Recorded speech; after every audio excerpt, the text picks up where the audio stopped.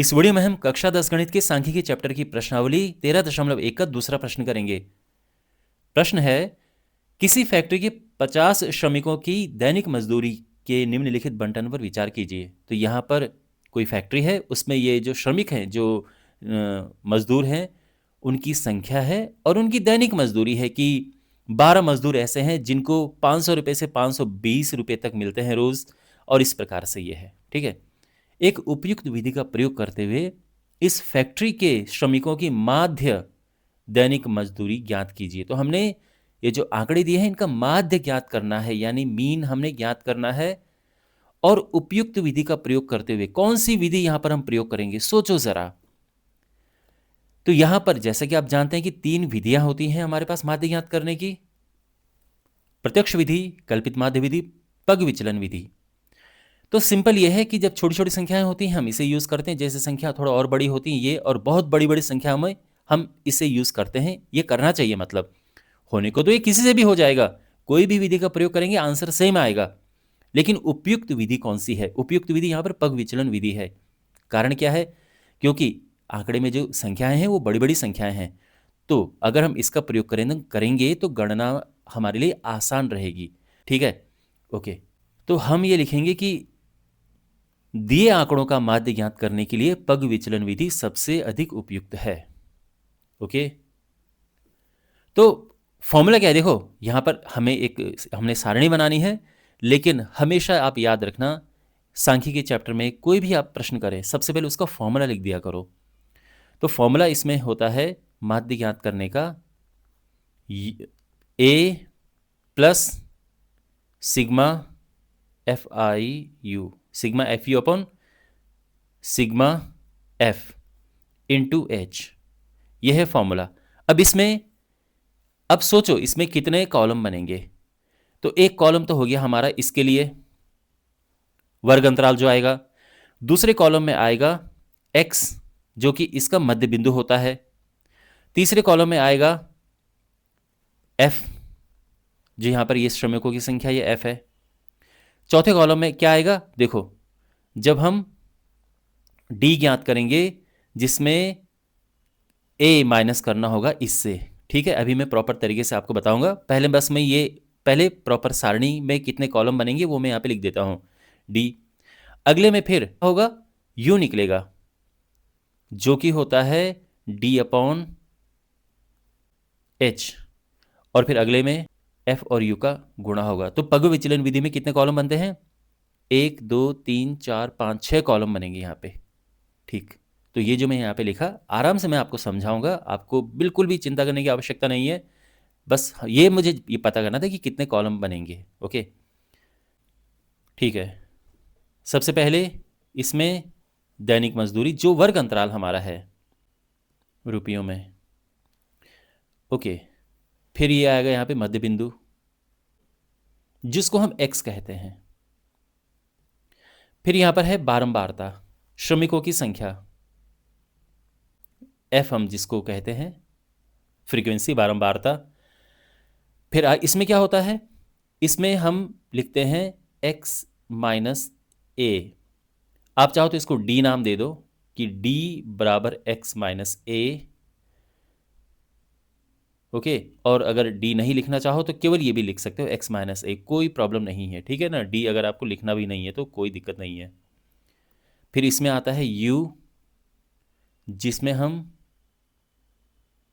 इसको भाग देते h से, एंड फाइनली हम गुणा करते हैं f और u, हमें चाहिए ना, f और u का आपस में गुणा करते हैं।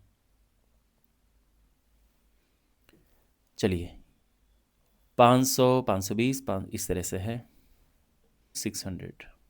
ठीक है, श्रमिकों की संख्या भी चलो लिख देते हैं 12 14 8। अब यहाँ पर इसका मध्य जो यहाँ पर यह है, इनका मध्य बिंदु ज्ञात करके यहाँ पे लिखना है। तो 500 और 520 का मध्य बिंदु क्या होगा? साफ दिख रहा है कि 510 होगा। फिर भी आप बिल्कुल श्योर होना चाहते हैं, सुनिश्चित करना चाहते हैं, तो इनको प्लस करो, इन दोनों को प्लस करो, 2 से भाग दे दो, तो ये होगा प्लस करके 1020, 2 से भाग देंगे 2 5 10, 2 एकम 2, ये 510। ठीक है ना? अच्छा, अब फिर इसके और इसके बीच 530 आएगा, 550। वैसे भी देखो 20-20 करके नीचे बढ़ रहा है, तो ये भी 20-20 करके नीचे बढ़ना चाहिए। 570 एंड 590, ओके, इनके बीच ये आया है, 560 580 के बीच ये, ठीक है, सब ठीक है। अब इसमें से हम माइनस करेंगे ए माइनस करना है। ए क्या है? ए है कल्पित माध्य, अज्यूम्ड मीन ए। तो ये इनमें से किसे हम लें? किसी एक को इनमें से एक लेते हैं, तो सबसे बेस्ट है कि बीच वाला ले। तो ये हमने लिया ए। ये अलग बात है कि आप इसे लोगे तो भी आंसर आ जाएगा और इसे लोगे तो भी आंसर आ जाएगा, ठीक। तो अब इसमें से 550 को घटाओ, 510 में से 550 घटाएंगे तो क्या बचेगा? ये बचेगा -40। इसमें से इसे घटाया -40, फिर इसमें से इसे घटाएंगे तो क्या आएगा? -20, फिर ये 0, इसमें से इसे घटाएंगे तो 20, और इसमें से इसे घटाएंगे तो 40। ओके, अच्छा, यहाँ तक ठीक है। अब हम इसको भाग देंगे h से। h क्या होता है? h होता है जो वर्ग माप है, उसे h वर्ग माप होता है। तो ये अंतर क्या है? 20 है ना, तो 20 से इनको भाग दे देंगे हम, 20 से इन्हें भाग देंगे हम, तो क्या होगा? 20 से अगर इसको भाग दिया, देखो h यहाँ पर 20 है, आप चाहो तो लिख सकते हो कि h बराबर 20। तो 20 से इसको भाग देंगे, है ना 20, ये अंतर 20 है, ये अंतर 20 है। तो 20 से इसको भाग देंगे तो 2 बचेगा, फिर इसे भाग देंगे 1, ये 0 है, ये 1, और 20 से इसको भाग देंगे 2। यहाँ तक ठीक है। और अब क्या करना है? हमने इनका आपस में गुणा करना है, f और u का। 12 दूनी 24, 14 कम 14, 0, 6, 20। समझे? अब इससे कैलकुलेट करना है, तो क्या करते हैं?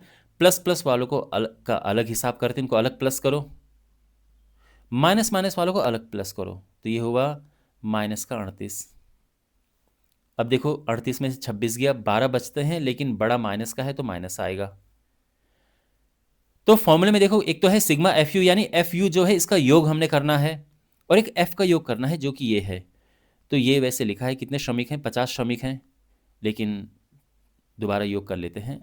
8 से 14, 18, 20, 3। ठीक है, यहाँ तक सब समझ आ गया। तो इसीलिए माध्य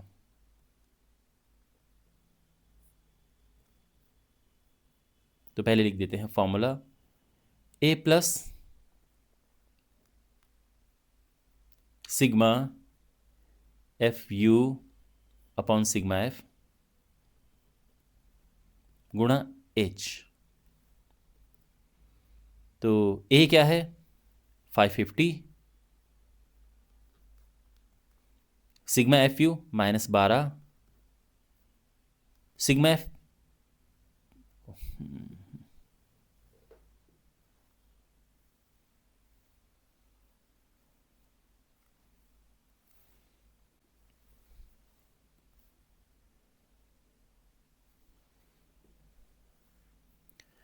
तो इसका टोटल कर लेते हैं। 8 से 14, 4, 18, 20, 0, और 2, 3, 4, 5। ठीक है, तो ये आ चुका है, सिग्मा एफ यू आ गया है, सिग्मा एफ आ गया है, सारी चीज़ें वो आ गई हैं जो फॉर्मूले में हमें चाहिए। ए हमें पता है, एच हमें पता है कि 20 है। तो अब हम लिखते हैं कि इसलिए माध्य पहले फॉर्मूला लिख देते हैं, A plus sigma F U upon sigma F into H. A है 550 plus sigma F U -12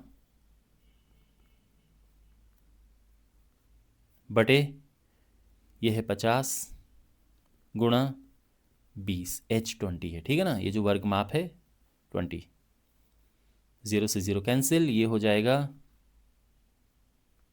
550 minus 12 दूनी 24 बटे 5, 4.8, और ये आ जाएगा 545.2। अब एक इंपॉर्टेंट बात सुनिए, बहुत इंपॉर्टेंट बात है ये।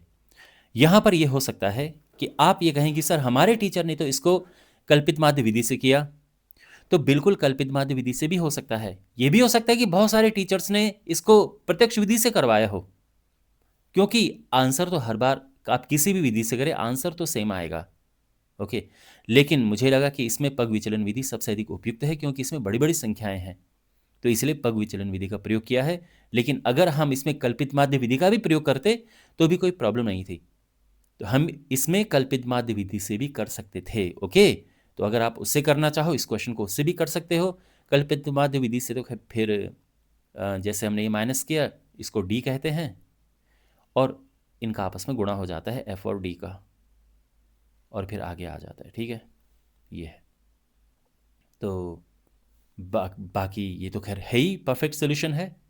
तो इस बात का ध्यान रखना कि यहाँ पर ये तो है कि क्योंकि यहाँ पर लिखा है ना उपयुक्त विधि, तो उपयुक्त विधि में ये तो निश्चित बात है कि इसको हम या तो कल्पित माध्य से करेंगे और या फिर इसको पग विचलन विधि से करेंगे। पग विचलन विधि से सबसे ज़्यादा आसान हो गई हैं चीज़ें, क्योंकि छोटी छोटी कैलकुलेशन ही हैं।